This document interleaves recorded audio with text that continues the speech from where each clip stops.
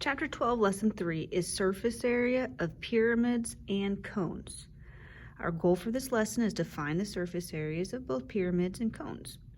Now, recall from the previous lesson that the surface area is the area of the entire outside of a three-dimensional figure. Our focus today are on regular pyramids and cones.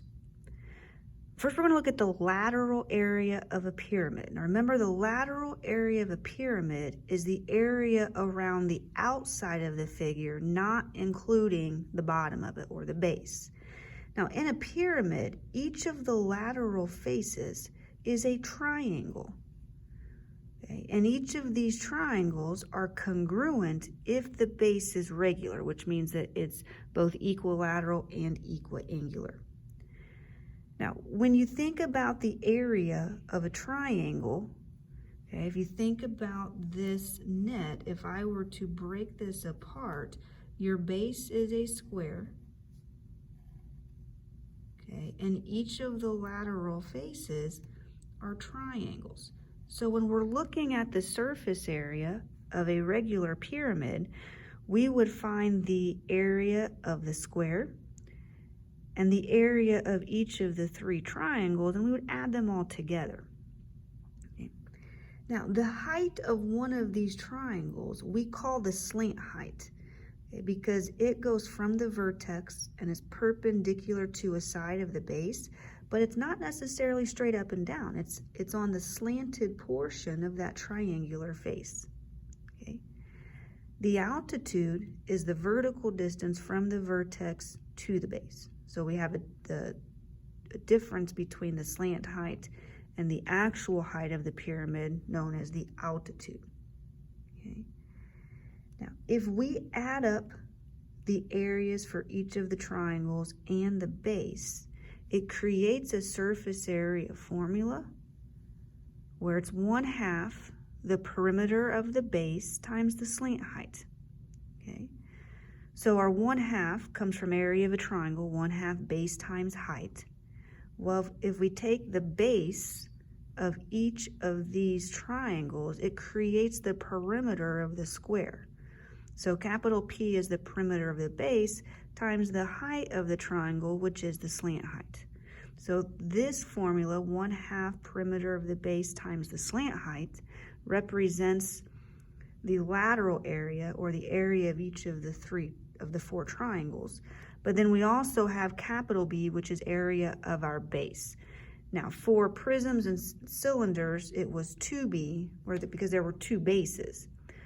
But for pyramids and cones, we only have 1B, so we add a capital B.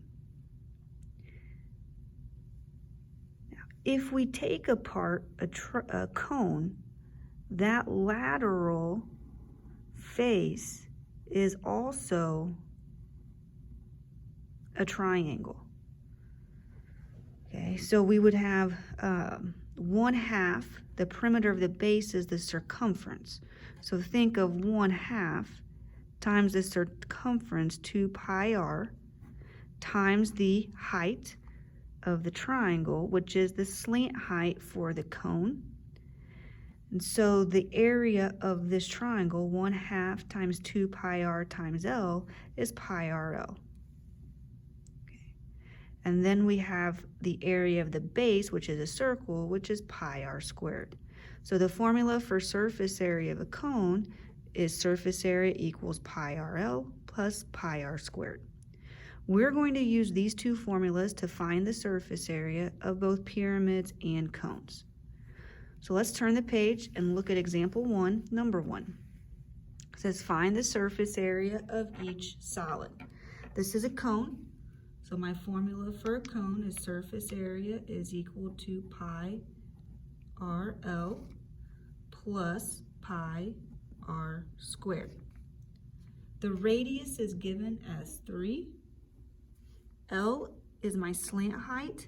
My slant height is this diagonal height that goes from the vertex to the side of the base, and that's equal to 6. So we're going to plug this in our formula. So surface area is equal to pi times my radius, which is 3, times the slant height 6 plus pi times 6 squared. Follow order of operations. Okay, we have to multiply the 3 times the 6. This is 18, so it's 18 pi. 6 squared is 36. I have 36 pi. And then I would add 18 plus 36. And the surface area is 54 pi. And that would be feet squared. So that's the area of the entire outside of the cone, including the lateral area around the outside and the base. Okay. Now I'm going to go down to number 3 while we're talking about cones. So in this problem, we're asked to find the surface area of a cone. So surface area is still pi RL plus pi r squared. Okay, I'm given the radius is 9. This time I'm not given the slant height. I'm given the altitude or the height of the entire cone. So I need to find the slant height. The altitude and the radius creates a right triangle with the slant height L. And I know 2 of the 3 sides, so I'm going to use the Pythagorean theorem to find the third side.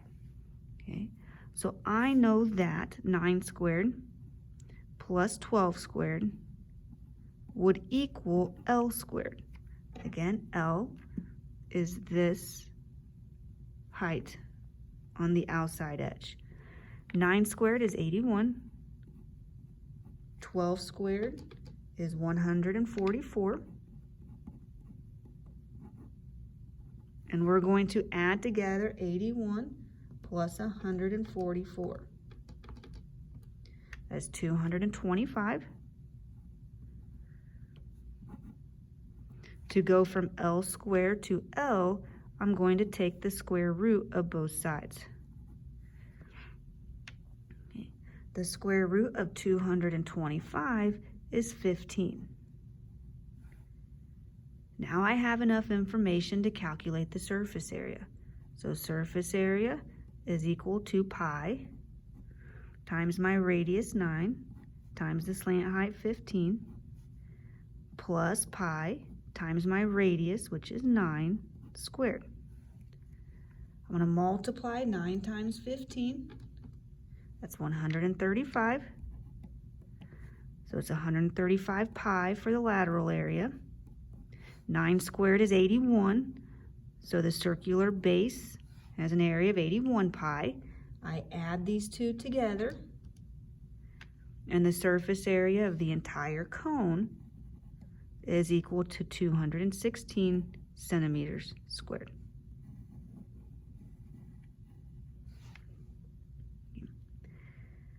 Okay, let's move over and let's look at problem number 4. Okay, 4 is a pyramid. Okay, so my surface area formula for pyramid, the surface area is equal to 1/2 capital P slant height L plus capital B. Now, capital P represents the perimeter of the base. Okay, in this figure, I have a regular hexagon, and I'm given a side length of 5. So to find the perimeter of this regular hexagon, I'm going to take 5 times the number of sides, 6, and that's equal to 30. Okay. The slant height is given as 8 centimeters. I need to find the area of the base, capital B. Now, because this is a regular polygon, the area of the base is 1/2 apothem times the perimeter. Now, I already found the perimeter of the base to be 30, so now I need to find the apothem. Now, remember, for a regular hexagon,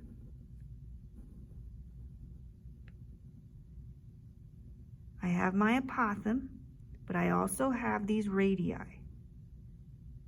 and they create congruent triangles. So I would take 360 divided by 6, so each central angle is 60 degrees. Okay.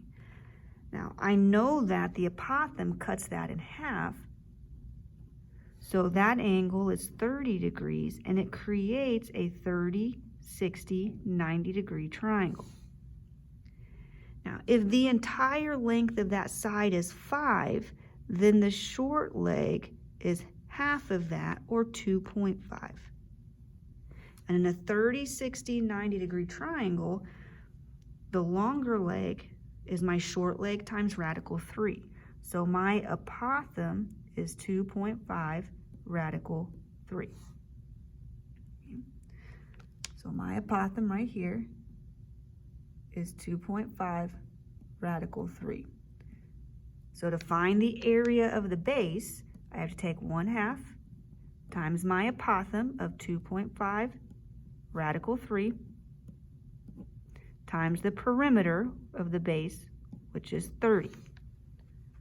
Okay, so I'm going to take 0.5 times 2.5 times 30. I get 37.5 radical 3. So I'm going to take 37.5 times the square root of 3. And we get, if I round to the nearest tenth, we get 65.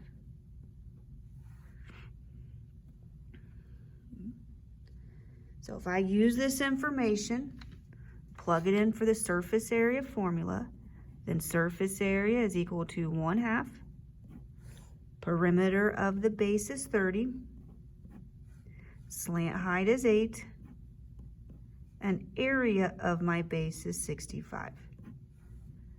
Okay, calculate using order of operations. I multiply before I add. So I'm going to take 0.5 times 30 times 8. I get 120. So I have to take 120 plus 65. 120 plus 65 is 185 centimeters squared.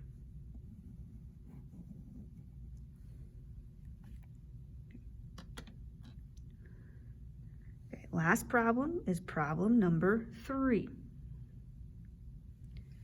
In problem number 3, I have a pyramid.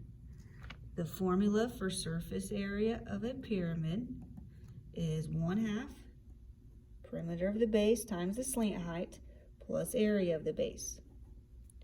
Now I have a 45, 45, 90 degree triangle that's created with the apothem and the height of this pyramid as well as the slant height. Now in a 45, 45, 90 degree triangle, I know the legs are congruent. So the apothem is 8, and the leg times radical 2 is the hypotenuse. So my slant height is my leg 8 times radical 2. Now looking at the length of a side, if half of it is 8, then the whole side of the square is 16. Okay, because I can extend this out, and this side would also be 8. First, I need to find the perimeter of the base. The perimeter of the base is 16 times 4. Okay, 16 times 4 is 64. My slant height is 8 radical 2. And then my capital B is the area of the base. It's a square, so it's my side squared, or base times height. So I have 16 times 16. That's 256. So the surface area of this pyramid, I have 1/2. The perimeter was 64. The slant height is 8 radical 2 plus the area of the base, which is 256. So I'm going to take 0.5 times 64 times 8 times the square root of 2. And we get to the nearest tenth, we get 362 plus 256. And that gives us a surface area of approximately 618 units squared.